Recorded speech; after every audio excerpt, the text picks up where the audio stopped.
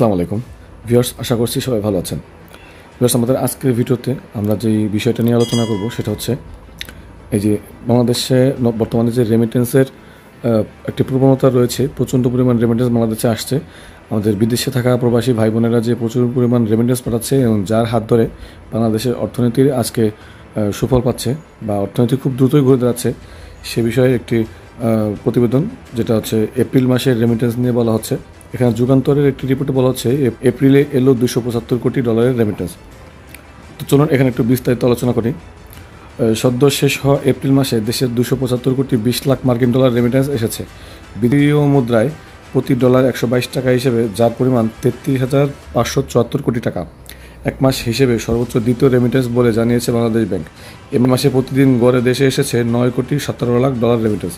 আগের বছরের একই মাসের তুলনায় যা প্রায় 71 কোটি ডলার বা 34.64% বেশি।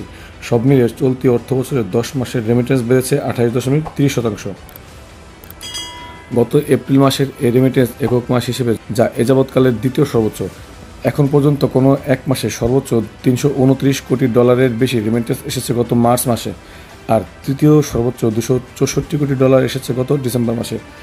বাংলাদেশ ব্যাংকের তথ্য অনুযায়ী চলতি অর্থ বছরের এপ্রিল পর্যন্ত 10 মাসে প্রবাসীরা মোট 2,454 কোটি ডলার দেশে পাঠিয়েছেন। আগের অর্থ বছরের একই সময় এসেছিল 1,912 কোটি ডলার। এই হিসেবে 10 মাসে বেশি এসেছে 542 কোটি ডলার, যা 28.34% বেশি। গত অর্থ বছরের পুরো সময়ে যেখানে রেমিটেন্স এসেছিল 2,391 কোটি ডলার, এর মানে আগের অর্থ বছরের পুরো সময়ের তুলনায়ও 10 মাসেই বেশি রেমিটেন্স এসেছে। রেমিটেন্সে উচ্চ প্রবৃদ্ধির পাশাপাশি রপ্তানি আয়ও 11% বেশি প্রবৃদ্ধি রয়েছে। টানা 20 মাসের পর বৈদেশিক মুদ্রার রিজার্ভ বেড়ে আবার 22 বিলিয়ন ডলার ছাড়িয়েছে। গত 30 এপ্রিল রিজার্ভ উঠেছে 22.04 বিলিয়ন ডলারে। সর্বশেষ 2023 সালের আগস্টে রিজার্ভ ছিল 23.25 বিলিয়ন ডলার। পরের মাসে কমে 21.05 বিলিয়ন ডলারে নেমেছিল।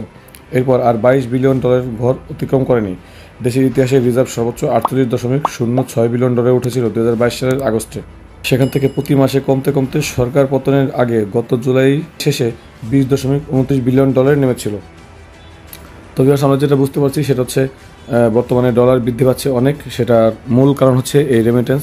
আমাদের প্রবাসী ভাই বোনেরা তাদের পরিশ্রম করা কষ্টের টাকা হুন্ডির মাধ্যমে না দিয়ে তারা দেশের উন্নতির জন্য তারা কিন্তু ব্যাংকিং থ্রুতে অর্থাৎ লিগ্যাল ওয়েতে টাকা পাঠানোর কারণে রেমিটেন্সটা বাড়ছে এবং এর মাধ্যমেই বাংলাদেশ ব্যাংকের রিজার্ভ বাড়ছে, বাংলাদেশের অর্থনীতি সবল হচ্ছে এবং সুস্থ অবস্থায় দাঁড়াচ্ছে।